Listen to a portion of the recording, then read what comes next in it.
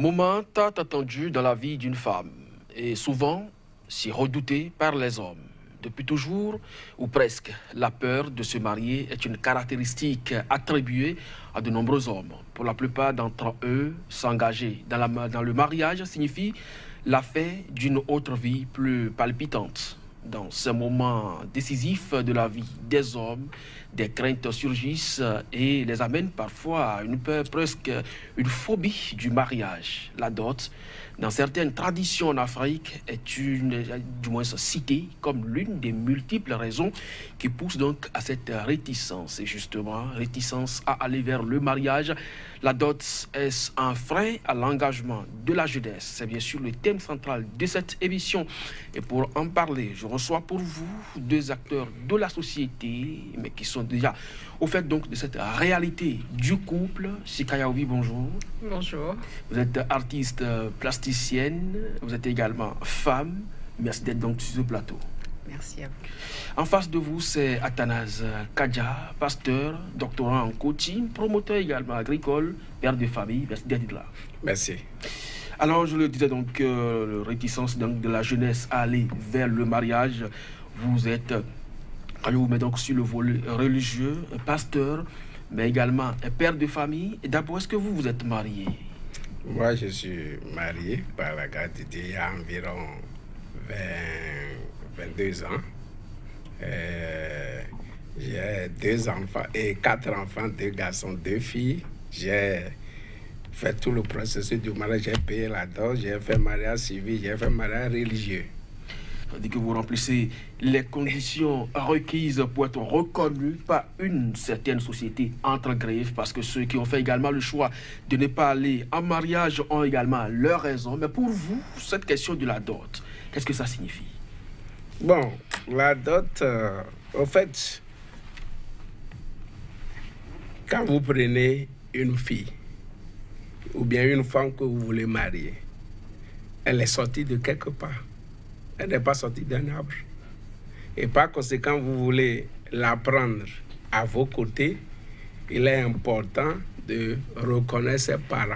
Et vous savez que dans la tradition africaine, vous ne pouvez pas rassembler les aînés, les parents dans la famille sans faire un geste. Et quand nous prenons la dot, c'est un geste symbolique parce que tout ce que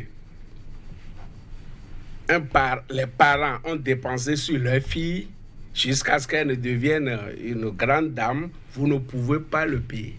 Mais on fait un geste de reconnaissance pour dire merci à ces parents qui ont gardé leur fille jusqu'à ce que maintenant, vous ne preniez la décision de la mettre à vos côtés.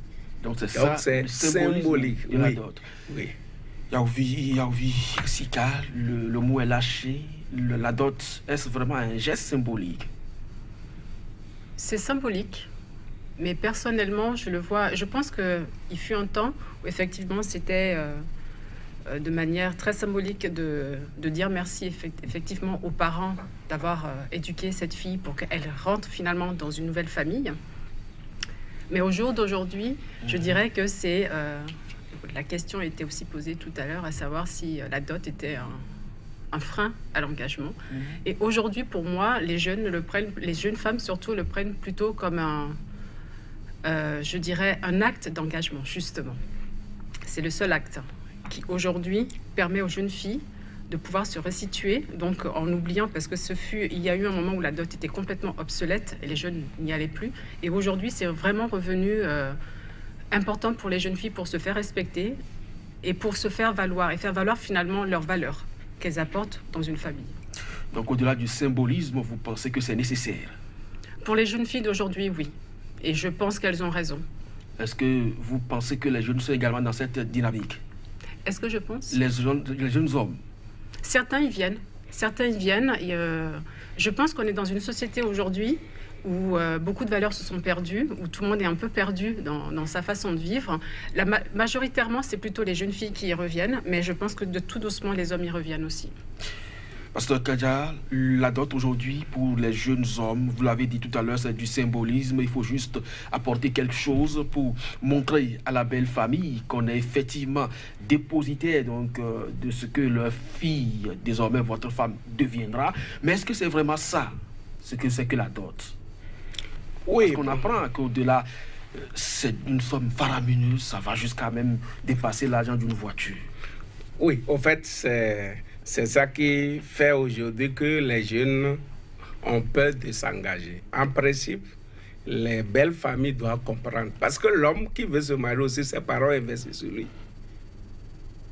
Ses parents investissent sur lui.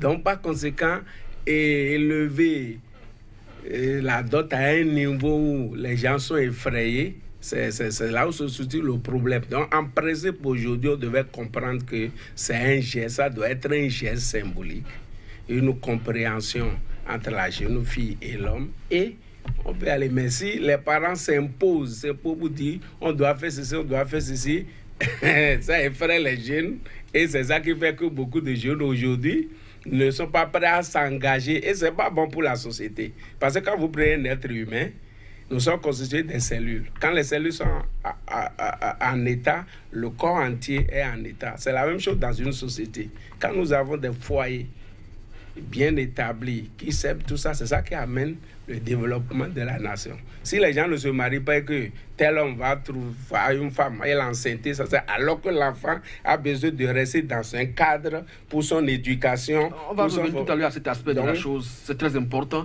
Alors, Janvier Sika, dites-nous, un peu comme la situation en Algérie aujourd'hui, où la tendance est renversée, c'est beaucoup plus la jeune fille qui va doter l'homme. Vous pensez que c'est ça la donne aujourd'hui pour que ça marche? Non, pas doter l'homme, mais c'est elle qui exige la dot. Et je pense qu'après, c'est une compréhension toujours entre les deux. Mais aujourd'hui, comme je disais tout à l'heure, au fait, on est dans une société où on a plusieurs partenaires, tout le monde veut s'amuser. La jeune femme aussi veut s'amuser aujourd'hui. Mais c'est parti tellement loin qu'au final, on retrouve beaucoup de jeunes femmes qui ont des enfants, mais pas de père réel, voilà. Et celles qui prennent conscience de ça et qui veulent retrouver, juste se faire respecter aussi à nouveau, hein, ne pas être un objet de désir où on s'amuse et on part, elles exigent cette dot. Mais je pense que, enfin moi en tout cas de ce que j'ai vu et vécu, c'est en consensus aussi avec la famille où c'est pas forcément des sommes extraordinaires. Ça, ce sont pour les jeunes femmes qui cherchent vraiment à se faire respecter. Après, vous avez celles qui veulent un statut aussi dans la société et qui veulent un statut pour se faire voir, pour dire j'ai eu le meilleur, celui qui va sortir le plus d'argent. Ça, c'est encore différent. Au final, je pense qu'il y a plusieurs niveaux par rapport aux dots. Mais le plus simple et le plus commun que moi, auquel j'ai été confrontée, c'est vraiment le fait d'être reconnue, d'être respectée, et reconnaître aussi la valeur qu'elle apporte à son ménage ou le fait aussi que ce soit cadré. C'est comme ça que je le vois. Alors la dot doit être cadrée, mais qui va le faire? C'est la famille ou c'est les jeunes filles qui vont amener leurs parents à prendre conscience du cadrage qu'il faut? Oui, moi je pense que c'est la jeune fille. Et lorsqu'elle a la chance de tomber sur un homme ou un jeune homme avec qui elle s'entend très bien, ce sera de concerto. Et même après, les deux familles vont vraiment s'entendre pour que ce soit quelque chose de simple, au-delà de la symbolique, que ce soit aussi une entente. Parce que finalement, ils vont tous vivre dans la même famille, ils deviennent tous une grande famille. C'est un moyen aussi finalement de s'entendre, d'éviter des problèmes plus tard, et aux jeunes gens, en tout cas, d'imposer, moi je pense, le cadre, pour que ce ne soit pas quelque chose de faramineux ou quelque chose qui dépasse l'entendement. Alors, la plupart du temps, coach Kadja, les jeunes hommes, lorsqu'ils arrivent donc à répondre à cette requête des parents, prennent à la limite la femme comme leur chose. Ah, ça ne doit pas être comme ça. Au fait, quand tu es un homme et tu dotes ta femme, tu es respecté dans la famille de la femme. Tu es respecté. Et n'importe quelle situation arrive, tu les vois. Ça dit, ils se sentent engagés dans votre communion. Et ils feront tout pour que cela puisse réussir. Mais si tu n'as payé d'autres à personne, personne ne te connaît dans la famille, ça peut pas. Donc d'abord, l'homme doit savoir que c'est un signe de respect. Quand tu donnes ta femme, tu vas dans la famille, les gens te respectent. Et comme Assel a dit, c'est une compréhension entre l'homme et la femme. Si je prends moi mon cas, quand je voulais doter ma femme, on a payé des choses, on s'est entendu, ce qu'on peut faire, je l'ai fait. Et il y avait une enveloppe, une somme qu'on doit mettre sur la dot, que j'ai mis. Et après, on devait préparer le mariage. Au niveau de l'église, on doit organiser réception, tout ça, les gens doivent manger. L'argent que j'ai mis sur la dot, ma femme m'a retourné l'argent pour dire, prenons l'argent là pour prendre les boissons, tout ça là pour recevoir les gens. Donc c'est une affaire de compréhension entre l'homme et la femme parce que ça doit être un geste symbolique qui va amener l'homme à être respecté dans la belle famille. Ça donne l'honneur aussi à la femme. C'est l'honneur. Quelqu'un est venu demander sa main et tout ça là reconnu, ça donne de l'honneur à la femme et ça donne de valeur à l'homme devant la belle famille. Donc c'est important, mais on doit s'attendre que ça soit un geste symbolique. Alors, Madame Sika, vous n'allez pas le nier ici. La plupart du temps, les femmes se comportent à la limite comme des hommes chosifiés quand elles reçoivent la dot par certains hommes. Oui, c'est pour ça que je disais ça, c'est le côté obsolète de la dot. À l'époque, parce que j'ai la chance d'avoir vécu aussi ça quand j'étais plus jeune ici, de voir comment ça se passait, c'est vrai que c'était la famille, d'une certaine manière, qui donnait sa fille à une autre famille. Et on disait souvent que le fait de quitter ton père, c'était ton mari qui devenait comme ton père. Donc à ce moment-là, effectivement, elle était chosifiée. Et elle était même soumise. Et le monsieur qui avait quand même donné cette dot pensait qu'il avait beaucoup plus de droits, et en tout cas à en faire ce qu'il voulait. Et ça, je l'ai vu, à battre sa femme, à l'humilier, et à faire des choses insupportables. Et lorsque la femme essayait finalement de revoir sa famille, on lui disait, maintenant c'est lui qui te commande. Ça, c'est vraiment, il y a eu une époque. C'est ce à quoi, en tout cas, je pense que les hommes pensaient ce que ça pouvait signifier une dot. Aujourd'hui, on est quand même dans une autre dimension où tout un chacun a évolué, où les femmes aussi ont pris leur place, où elles sont respectées pour ce qu'elles sont, où elles défendent leurs droits, mais c'est aussi reconnu. Ce qui fait qu'aujourd'hui, le pasteur l'a dit tout à l'heure, c'est vraiment aussi une reconnaissance mutuelle de donner cette dot. Pour la femme, c'est quand même d'être aimée, respectée, et puis, oui, se dire que son homme, c'est d'une certaine manière battu pour elle. Et le monsieur aussi, de dire qu'il a la hauteur, et sa propre famille est fière de ça. Mais en aucun cas, cela veut dire qu'elle lui appartient ou qu'il a payé un prix pour l'avoir. Et ça a souvent été un amalgame où on nous faisait comprendre que de donner la dot, c'est acheter la fille. Mais pas du tout. En tout cas, dans notre culture à nous, c'est vraiment... Tout est symbolique, mais c'est vraiment... Et le pasteur l'a aussi dit tout à l'heure, c'est aussi rappeler que la fille, elle ne sort pas d'un caniveau. Elle vient de quelque part. Donc, c'est une reconnaissance de sa famille. Et aussi, elle a du poids. Donc, ça veut dire aussi que le monsieur doit faire attention à ce qu'il va faire avec cette fille. Donc, ça engage vraiment des respects mutuels. Mais c'est vrai que c'est un peu méconnu. Mais ça, c'est le côté obsolète. Je pense que... Enfin, j'espère que de nos jours, ça n'existe plus. Mais est-ce que vous pensez que la dot peut être un socle ou un soubassement aujourd'hui pour lutter un peu contre les divorces qui sont de façon récurrente aujourd'hui en vogue dans la société? Oui, je pense. Je pense que ça peut l'être. Moi, je suis l'aînée de 13 filles. Mon père n'a eu que des filles. Je suis son aîné. Il n'est plus avec nous. Mais moi, je suis devenue chef de famille. Et j'ai eu 2 demandes de dot pour mes 2 sœurs. Et de l'avoir vécu, je me suis rendu compte ce que cela voulait dire pour mes sœurs, dire au monsieur, ça fait longtemps qu'on est ensemble, parce que la plupart du temps, il y a déjà un enfant qui vient au monde, et ils n'assurent pas, mais au moment où ils viennent rencontrer la famille, et qu'on parle de la dot ou autre, à ce moment-là, on se dit, ah ouais, elle vient quand même de quelque part, donc on fait attention à certaines choses. À partir de là, c'est... Donc aujourd'hui, ouais, je trouve que ça reste important. Je suis persuadée que les personnes qui pourraient m'écouter seraient surpris de se dire, une femme qui est de nos jours, en 2019, pourquoi parler de la dot? La dot est vraiment une étape, en tout cas dans notre culture, que moi je trouve importante, puisqu'elle a été quand même rajeunie, mise à jour, je dirais. C'est quelque chose de très important, qui après nous emmène vers un mariage qui soit religieux ou autre, mais c'est une première étape dans notre culture qui finalement met les gens en lien et met un respect de base.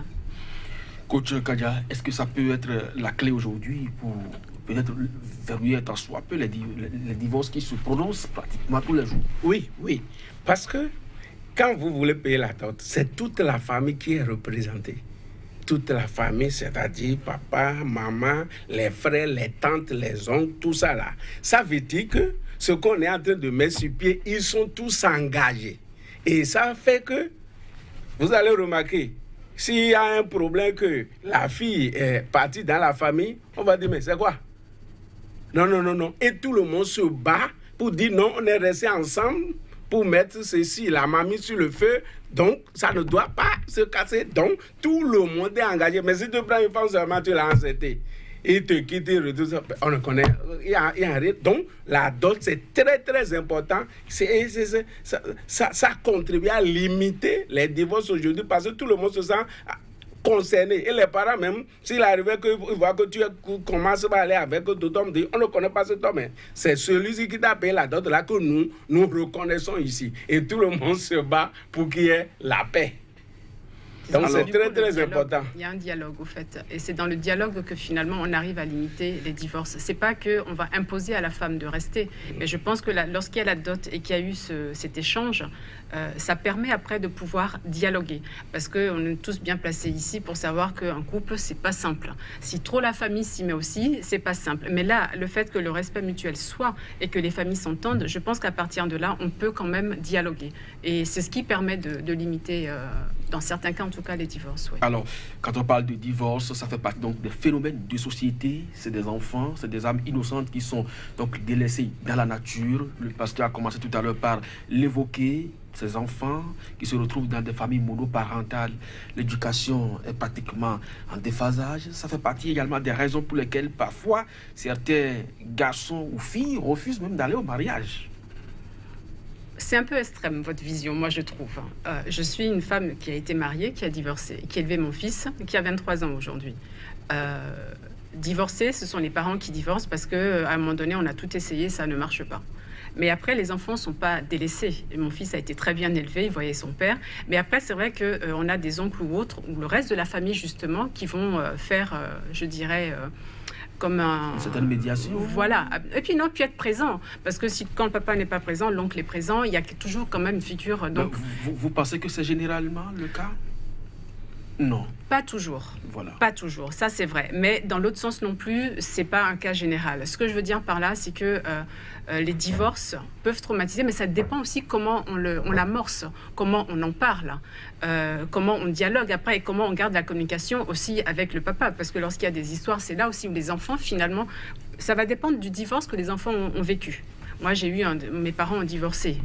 Ma maman est blanche, mon papa est donc béninois et noir, et ça a été un divorce atroce. Donc papa nous a kidnappés pour nous ramener ici, donc je sais de quoi on parle. Donc moi j'ai divorcé, mon mari n'est pas béninois, mais c'est vrai que j'ai toujours fait en sorte qu'il puisse voir son père, voir sa famille, et même lorsque j'étais très fâchée, je n'en rajoutais pas. Mais j'ai conscience qu'il y a des divorces qui se passent mal. Et à partir de là, les enfants, effectivement, n'ont pas envie d'aller au mariage. Moi, mon fils de 23 ans m'a dit, je vais prendre mon temps, je vais voir un peu tout ce qui existe, mais le jour où je me marie, moi, je ne veux pas divorcer. Parce qu'il a eu des parents divorcés. Mais un divorce quand même qui s'est bien passé, mais il a vu tout ce qu'il y avait derrière. Donc, je pense que les divorces, ce n'est pas quelque chose de simple. Mais aussi, lorsqu'on reste marié à quelqu'un, où il y a des histoires tout le temps, où on sent que la maman est malheureuse et que le père est malheureux, les enfants n'auront pas forcément envie de se marier non plus. Donc, le facteur du divorce, ce n'est pas que ça. Ça va être vraiment aussi l'harmonie qu'il va y avoir dans une famille, la capacité d'échanger, la capacité de s'aimer entre frères et sœurs, entre parents ou autres. Et donc l'enfant, c'est à partir de ça qu'il va pouvoir se construire et se projeter après pour ce qu'il aimerait pour lui-même. Parce que les parents constituent quand même le premier référent. Absolument. En termes d'éducation sociale. Alors, pasteur Kadia, pour vous, ces enfants abandonnés du fait des divorces parce que la base du mariage n'a pas été bien scellée, est-ce que vous ne pensez pas aujourd'hui qu'on peut également les prévenir? Oui. En fait, j'ai payé la dot à une femme, je l'ai à côté de moi. Ce n'est pas ça qui réussit nécessairement le mariage. Maintenant, le point qui se pose, quand vous allez à la pharmacie et vous payez un médicament, il y a la notice sur le médicament sur comment l'utiliser. Vrai ou faux? C'est la même chose. La femme a sa notice, l'homme a sa notice. C'est l'ignorance qui conduit au divorce. Sinon, en principe, Dieu n'a pas prévu de divorce. Parce qu'à cause des conséquences que cela engendre, c'est parce que l'homme ne connaît pas suffisamment la femme. Et la femme ne connaît pas suffisamment l'homme et ne veut pas connaître. Donc, ça veut dire que quand nous parlons de foyer, c'est une affaire d'apprentissage. Et souvent, les mariages commencent comment? Je t'aime, ça s'arrête là. Alors que si vous voulez que votre foyer dure, fasse long feu, il y a 3 amours que vous devez développer dans le foyer. Le premier amour qui vous a amené ensemble, ça c'est l'amour érotique. tu as des sentiments pour l'autre. Parce que souvent, quand on dit on veut se marier, vous vous aimez, on dit on s'aime. Non, ça, c'est pas l'amour. C'est pas l'amour. Vous avez des sentiments les uns pour les autres. C'est ça qui vous a amené à venir ensemble. Ça, c'est le premier amour. C'est ça, tout mariage commence par là. L'amour sentimental, l'amour sexuel, l'amour éros.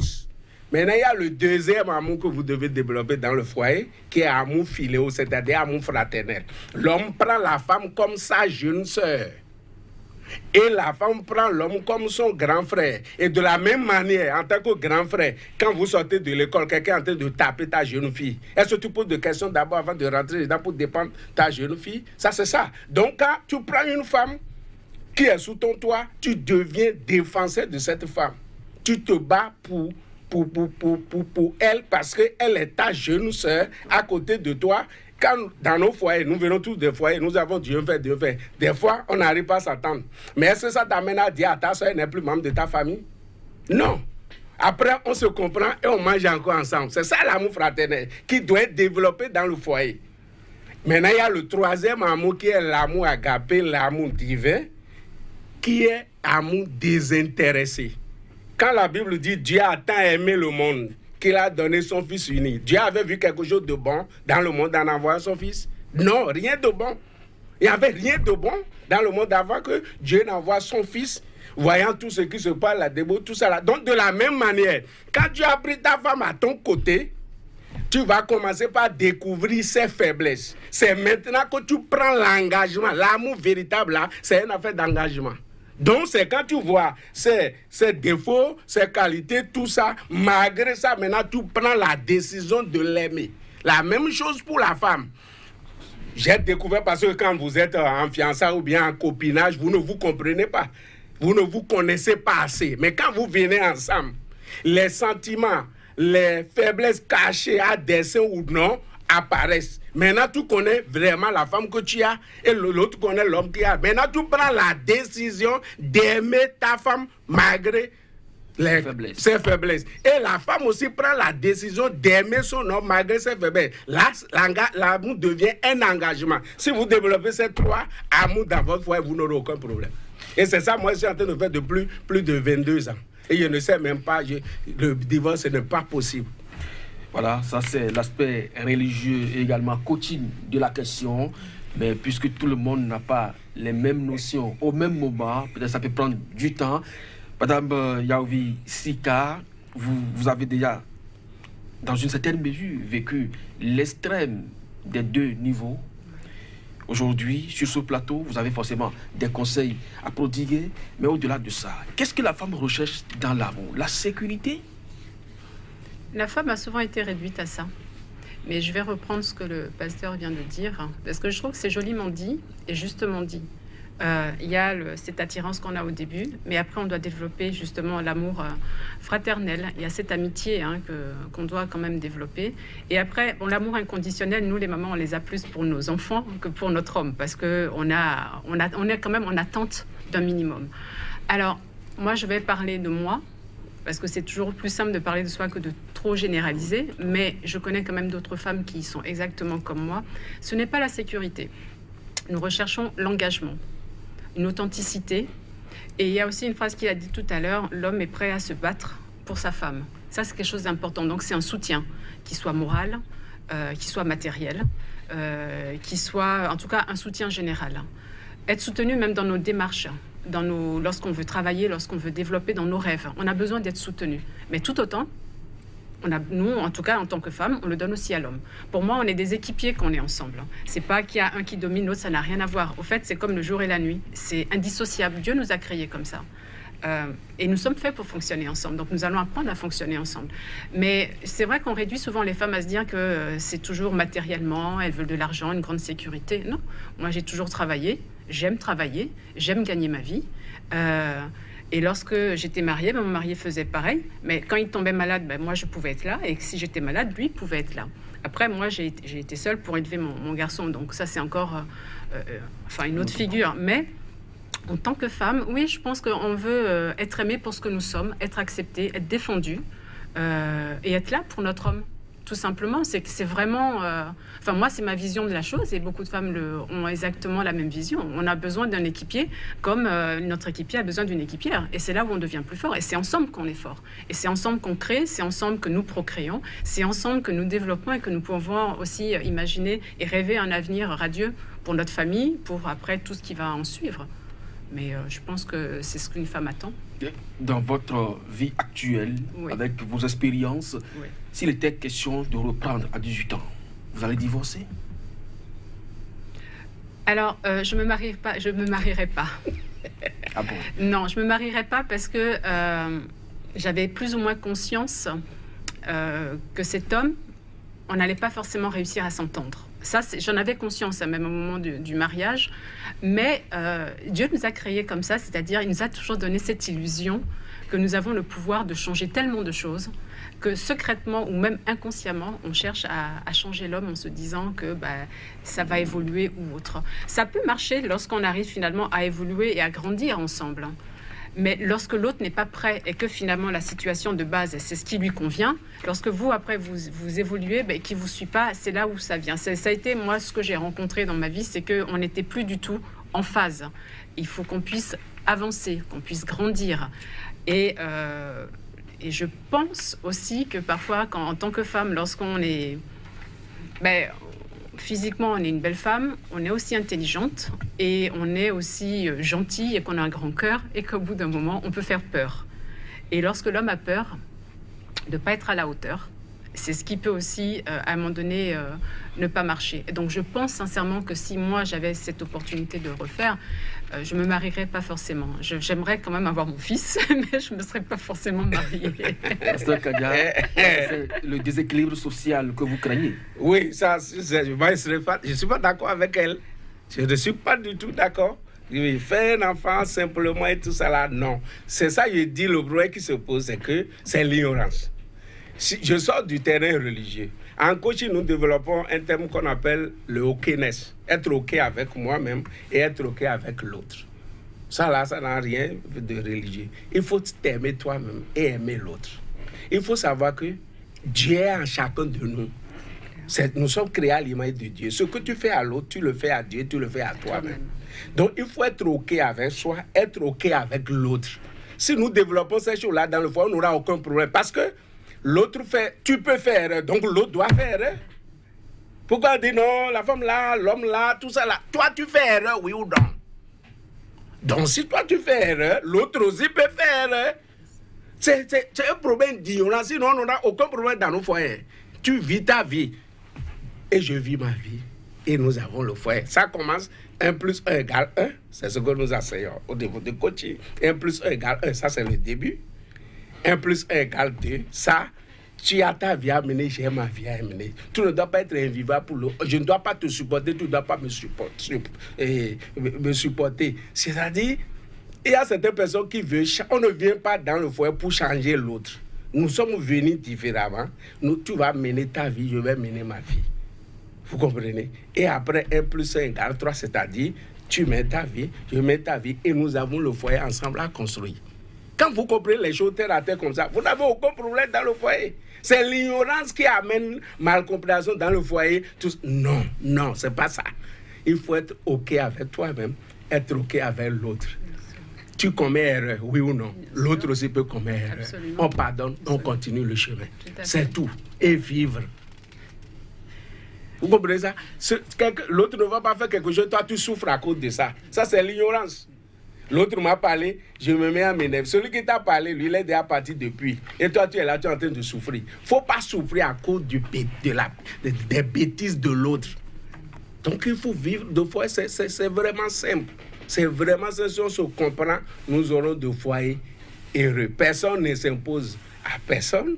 Il a sa vie à mener, j'ai ma vie à mener. Et ensemble, nous avons un foyer à bâtir, les enfants à élever. Mais coach, à partir de cet instant, vous pensez que la responsabilité repose sur qui? Les parents qui doivent inculquer à la progéniture cet enseignement-là, ou c'est la vie qui va lui apprendre ça? Parce que la plupart du temps, quand on est jeune, on croit que le monde nous appartient, on a toutes les forces, l'énergie possible pour aller conquérir le monde, donc par conséquent, on fait le choix et finalement, on assume les conséquences.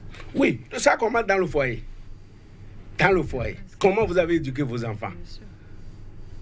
vous-même, d'abord, vous devez être exemple de paix dans votre foyer. Comment toi, mari, tu traites ta femme? Comment ta femme te traite? Comment vous vous parlez? Comment vous... Les enfants observent, ils voient. Et quand ils voient l'harmonie, tout ça là dans le foyer, demain, ils auront aimé avoir le foyer. Mais si c'est comme ça, et et tout ça, là, on ne se comprend pas, l'autre crie sur l'autre, le crie sur l'autre. Les enfants m'ont dit, mais ça, c'est quel milieu, ceci? Ils ne vont pas vouloir rentrer dans le mariage. Donc, ça commence dans le foyer. Le papa et la maman doivent être des exemples pour les enfants, les éduquer, leur montrer que le mariage, c'est une bonne chose. Et c'est une bonne chose, ou bien? Mais je voudrais rectifier une petite chose. Là, Oui. Le pasteur, tout à l'heure, m'a mal comprise en disant... J'ai dit, si je pouvais revenir en arrière, je pourrais revenir en arrière, je ne me marierais pas. Mais en balance, j'aimerais quand même avoir mon enfant. Ce qui ne veut pas dire que j'aurais voulu avoir mon enfant sans me marier. Ça veut dire que du coup, je ne peux pas dire... C'est pour ça qu'il est difficile de se dire si on reprend. Donc si je pouvais reprendre en sachant ce que je sais, je ne le ferais pas. Mais en ayant eu mon fils... il y a des chances que je recommence pareil parce que je n'aimerais pas ne pas avoir vu mon fils. C'est ce que je voulais dire tout à l'heure. Alors, dites maintenant, Sikaya Ovi, vous êtes père de famille, comme vous l'avez dit tout à l'heure. Oui, père de famille. Père de famille désormais, oui. Puisque vous parrainez donc vos sœurs. La dot, elle est là, payée, si elle revient vous dire, malgré toutes les concessions de part et d'autre des deux familles, ça ne cloche pas, vous lui conservez quoi? J'ai été dans le cas de figure. Dans deux cas, donc je fais la médiatrice entre le mari et sa femme qui développe une grande jalousie. Donc j'essaye vraiment de discuter, mais c'est vrai que ça c'est difficile parce que donc en ce moment c'est tendu et je ne sais pas comment ça va se terminer. Dans l'autre cas de figure, ça s'est arrangé parce que les incompréhensions, finalement, on a réussi vraiment à en parler. Mais après, le choix va revenir à chacun. Moi, je sais que en étant la grande sœur, que j'ai élevé la majorité de mes sœurs, mon parcours de vie et tout ce que j'ai pu aussi accomplir, je peux conseiller parce qu'effectivement, j'ai appris énormément de la vie. J'ai un côté de sagesse qui me permet aussi finalement de voir et d'harmoniser du mieux que possible. Mais après, je ne peux pas être responsable non plus si je n'y arrive pas. Donc après, chacun doit quand même mettre du sien. Donc pour l'instant, je dis juste que bon, on va prendre un peu de patience et on continue encore pour voir ce que ça va donner. Et après, voilà, on essaye de... C'est comme ça que je le gère. Coach Kadia, est-ce que la dot doit nous lier dans le... Parce que c'est vrai, vous avez déjà une position tranchée sur la question. Il ne devrait pas avoir de divorce dans le monde à partir du moment où chacun a sa vie. Et individuellement, donc, on a un plan commun qui est le foyer que nous devons donc sauver, qui est le 1 plus 1 égale 3 finalement. Et donc le foyer, ben, lorsqu'on regarde la réalité en face, est-ce que la dot doit être une condition pour nous maintenir dans un lien de mariage? Bon, je prends ma position. Si vous comprenez très bien ce qu'il y avait dit, j'ai dit. Non, votre position, on l'a comprise, mais... Non, moi, laisse ma position. J'avais dit la dot, ça permet à l'homme d'être respecté par sa belle famille. Qui ne veut pas du respect? La dot, ça donne l'honneur à la femme. La dot, ça réunit même 4 familles. Parce que quand tu prends l'homme, c'est 2 familles. Tu prends la femme, c'est 2 familles. La dot les réunit ensemble. Donc, forcément, la dot doit être payée. Mais, j'ai dit bien symbolique. L'homme et la femme s'entendent. Les gens pensent aujourd'hui qu'il faut 1 million pour payer de dot. Il faut ça. Même avec 100 000, tu peux payer de dot. Même 50 000. Même au village. Pasteur Kadia, nous sommes dans une réalité africaine qu'il ne faut pas ignorer. Oui. La plupart du temps, vous avez tous reconnu sur ce plateau que quand la femme quitte ses parents pour rejoindre l'homme, l'homme devient alors son père. Oui. Ce que derrière la tradition lui confiait. Donc à partir de cet instant, l'homme, quand vous parlez de respect, l'homme a tendance à croire que il a toujours le dernier mot. Non, il ne doit pas comprendre, il ne doit pas. En principe, c'est pas ça. Vous savez que il y a ignorance, oui, il y a ignorance à beaucoup de niveaux. Parce que si je paie d'autres, j'ai payé la femme. Elle devient mon esclave. Non. Ce que ses parents ont dépensé sur elle depuis son enfant jusqu'au jour où tu es en train de la... Tu peux payer ça. Même il y a certains jours même que tu ne peux même pas payer. Le manque de sommeil que la maman a eu quand l'enfant était bébé. C'est beaucoup de choses. C'est beaucoup. On ne peut pas payer ça. Donc simplement un geste pour dire merci à la belle famille.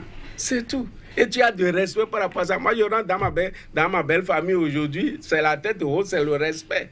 Et ma femme aussi a l'honneur dans sa famille. Donc, qui ne veut pas ça? Donc, les autres, j'encourage les jeunes à se battre. Parce que peut-être il peut parler de la situation, du travail, tout ça. Non, si on décide de faire quelque chose, on le fait. Donc j'encourage les jeunes à se battre, à donner ce geste symbolique pour être respectés par leur belle famille. Madame Yaovi Sika, le respect pour vous, ça signifie quoi? Mais d'être accepté dans la totalité de ce qu'est l'autre.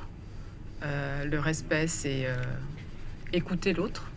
Le respect, c'est échanger, se soutenir, s'aimer aussi dans le respect. Moi, c'est ce que je mets dans le respect. Et pour rebondir sur ce que vous disiez tout à l'heure, la dot reste quand même une base ou une soupape pour ne pas aller forcément directement au divorce. Mais en tout cas, c'est une soupape comme le mariage peut l'être, hein, comme quand c'est religieux, qu'on va discuter avec le prêtre ou le pasteur. Je pense que la dot donne une chance supplémentaire, en tout cas, à ce que les échanges soient justement dans le respect. Et lorsque, par exemple, c'est le papa ou la maman qui parle, on prend plus le temps d'écouter. Je pense que ça peut pacifier certaines situations, donc ça peut effectivement aider à éviter certaines fois, en tout cas, le divorce. Mais est-ce que vous entendez souvent rapporter que le respect, c'est l'homme qui l'exige beaucoup plus dans le couple? Mais parce que d'abord, je pense qu'il ne sait même pas ce que ça veut dire le respect. Là, beaucoup d'hommes pensent que le respect, c'est donner des ordres et qu'on lui obéisse. Parfois, il arrive qu'un homme pense que parce qu'il a dit donne-moi ton téléphone, ou il a dit, je sais pas, qu'on refuse de le faire, que c'est un manque de respect. Parce qu'il infantilise la femme. La femme, c'est elle qui met les enfants au monde. Donc je ne pense pas qu'on doive absolument l'infantiliser.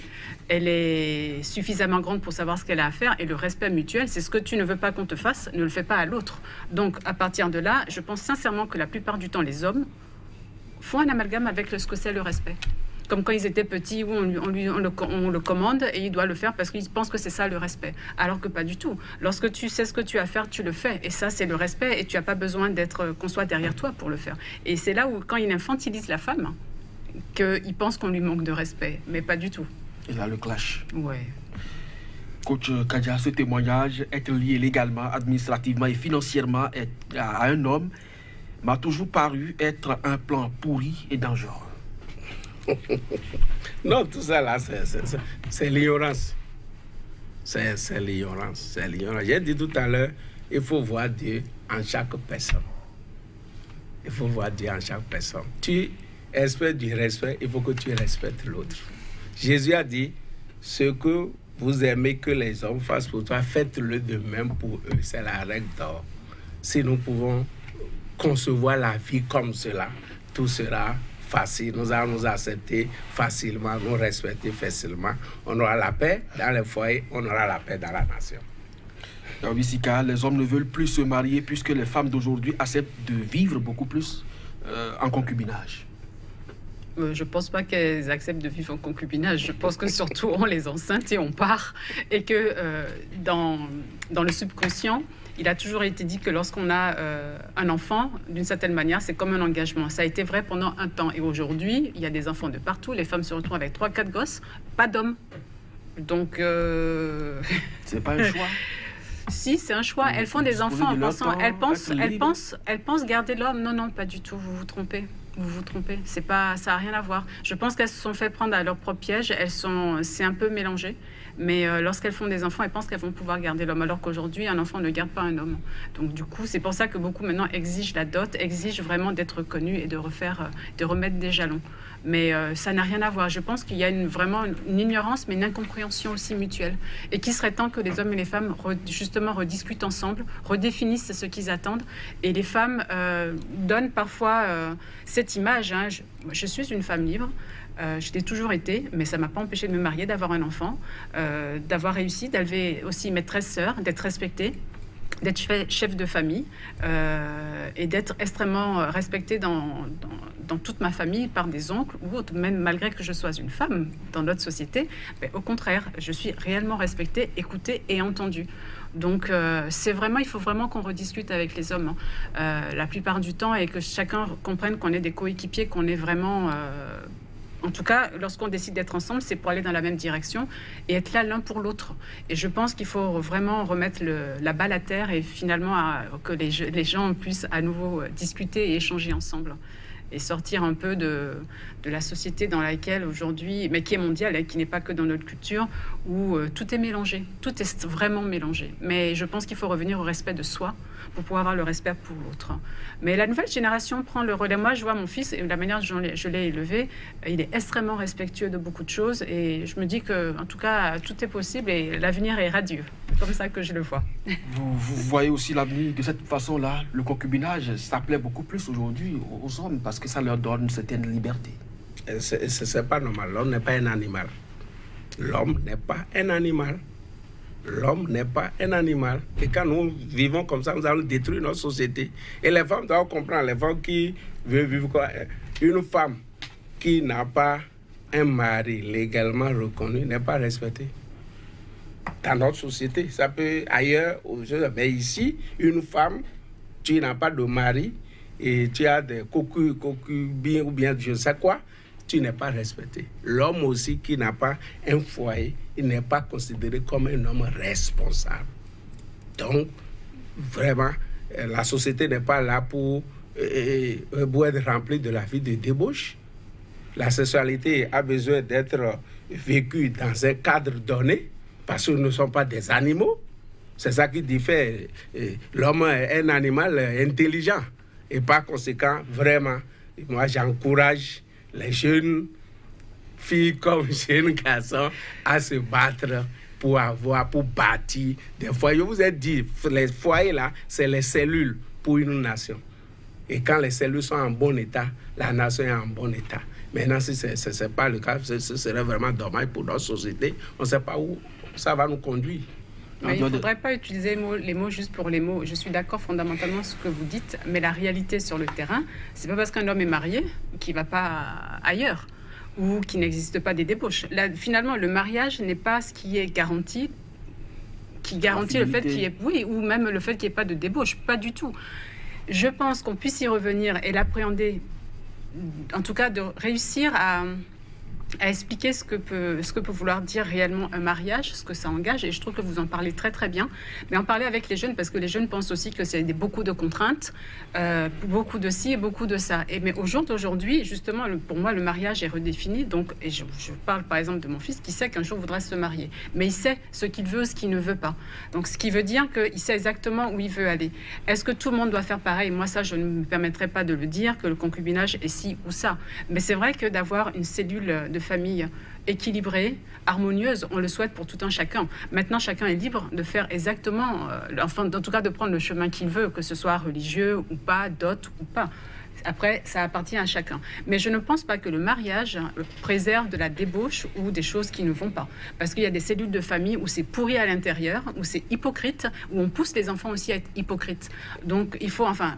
Je parle de ça parce que c'est aussi la réalité de ce que nous vivons. Donc le mot mariage ne règle pas tout et d'un seul coup ne nous donne pas une image parfaite de la chose. Parfois c'est juste de façade et vraiment hypocrite. On va finir donc cette émission dans quelques minutes. Pasteur Kadja, la dot pour vous, elle est impérative. Oui, elle est nécessaire, elle est importante, mais à ça valeur symbolique. Ça, je suis d'accord pour ça. Mais effrayer les jeunes avec si, bon, moi, je ne suis pas d'accord par rapport à ça. Ça doit être un geste symbolique qui permet à l'homme d'être respecté dans sa belle famille et la femme d'être honorée.